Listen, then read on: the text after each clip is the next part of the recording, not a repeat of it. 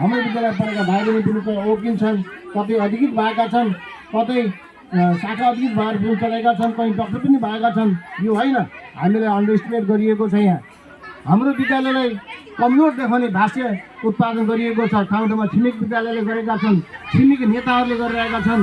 त्यस कारणले यसका लागि हाम्रा साथ यहाँका बुद्धिजीवीहरू, यहाँका शिक्षकहरू, यहाँका अभिभावकहरू मजाले लाग्नुपर्ने आवश्यकता मैले देखेको छु। त्यस कारणले म अझै पनि प्रतिबद्धता जाहेर गर्न चाहन्छु। मेरो विद्यालय कुनै पनि विद्यालयभन्दा नजिकको छिमेकी विद्यालयमा 1 इन्च पनि कम छैन भन्ने कुरामा मुखले भन्नु होइन, गरेर देखाउन चाहन्छु र गर्छ पनि मेरो स्टाफले।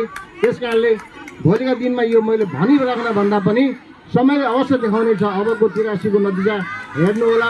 10 मा कति सुधार आउनेछ, 8 मा कति सुधार आउनेछ, 12 मा कति सुधार आउनेछ। यसका लागि तपाईँ हामी एकजुट भएर लाग्यौँ भने किन हुन्न, अवश्य हुन्छ भन्ने आशा राख्दै र पुनः मैले सोमबारदेखि विद्यालय पूर्ण रूपमा टिफिन टाइममा पुरा विद्यालयको गेट बन्द बन्द गरिनेछ हुनेछ र 10 बजेपछि आउने स्टाफलाई पनि फर्काइनेछ। विद्यार्थी भाइ बहिनी फर्किनेछन्। कुनै विद्यार्थी यहाँ भित्र पढ्न पाउने छैन। हाम्रो स्टाफ त आफै दबाई भित्र आइसकेका हुन्छन्, किनभने हामी नियमको प्रतिबन्धमा छौँ, बाँधिएका छौँ, समस्या छैन। त्यस कारणले खाजा अब कुनै पनि भाइ बहिनीले घरबाट ल्याएर आउनु पर्ने छ। खाजाको लागि कुनै होटल धाउनु पर्ने छैन।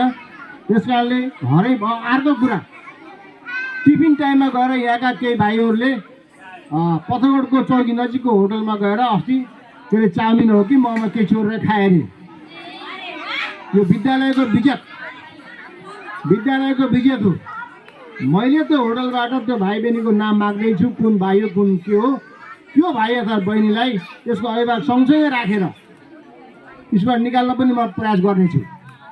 स्कुलको इज्जत बिगार्ने खालका कुनै पनि गतिविधिहरू विद्यालयको बााउन्ड्रीभित्र अथवा बााउन्ड्री बाहिर भएको सुनियो भने त्यस्ता विद्यार्थी स्कुलमा राख्न कुनै आवश्यक छैन।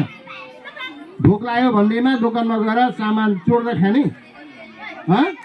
त्यो कतिको नैतिकताको कुरा हो। कक्षा 9 मा पढ्ने भाइहरूको कुरा आएको छ। यहाँ टिफिन टाइममा गएर मोमो झिकेर खायो अरे, 3-4 प्लेट हरायो अरे। विद्यालयको इज्जत त्यहाँ बिग्रेको छ। त्यस कारणले हामी तिमीलाई चोर्न सिकाएका होइनौँ, तिम्रो बाले पनि चोर्न सिकाएको होइन, तिम्रो आमाले चोर्न सिकाउनु भएको छैन। कमसेकम म विद्यार्थी हो भनेर जहाँ गइरहँदा आफ्नो देशको पूर्ण ख्याल गर। म के हुँ, मेरो कर्तव्य के हो, मेरो ड्युटी के हो, मैले गर्नुपर्ने के हो। भोक लागेको भए अङ्कलसित दोकानदार त भोलि फेरि तिर्ने माया खान सकिन्थ्यो होला नि, चोर्नुपर्ने अवस्था त केही थिएन होला। त्यस कारणले चोर्ने गतिविधिहरू अनि कतिपय कुरा मैले सुन्ने गरेको छु। होटलमा फेरि चोर खाएको कुनै कुरा आइरहेको छ।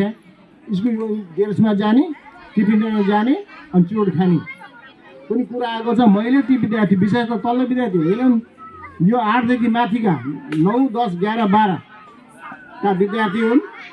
यिनी विद्यार्थीको मुख पनि चेक हुन्छ। मैले मुख चेक गर्छु, कुनै दिन झुक्काएर गर्छु। त्यो अवस्था भेट्यो भने स्कुलदेखि निकालिदिन्छु। यति बुझ्यो हुन्छ।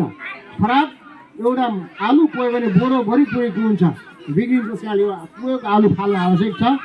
कि बानी सुधार कि स्कुल छोड्नुपर्छ, यति कुरामा म प्रतिबद्ध छु र गरेर पनि छाड्छु। त्यस कारणले अब मैले कुनै पनि दिन यस्तो कुरा बाहिर सुन्नु नपरोस्। आजको दिन मैले फर्स्ट इज लास्ट वार्निङ भनिरहेको छु। पहिलो गल्ती गऱ्यो भने अर्को पनि माफ पाइन्छ, फेरि अर्को दिन गल्ती गर्छ। त्यसमा गल्ती कहिले पनि क्षमा हुन्न, क्षमा दिन पनि हुन्न। त्यस कारणले सहजताका साथ होइन, अब कडाइका साथ हाम्रो विद्यालय परिवार अगाडि लागेको छ। शिक्षा गुणस्तरदेखि लिएर अनुशासन कुरा सबैमा। र पुनः मैले 10, 11, 12 भाइका भाइहरूलाई भनिरहेको छु, देशको साथसाथै युनिफर्म राम्रो भएर लाउँदैन मान्छे राम्रो भइँदैन। अनुशासित चाहिन्छ, मेहनत चाहिन्छ। देख्दा पनि मान्छे क्या राम्रो विद्यार्थी हुन्छ भन्ने खालको भावना र उपलब्धि निकाल्नेछन् भन्ने आशा राख्दै र अहिलेको मैले मन्तव्य अन्त्य गर्छु। हस्, धन्यवाद। जय गङ्गा।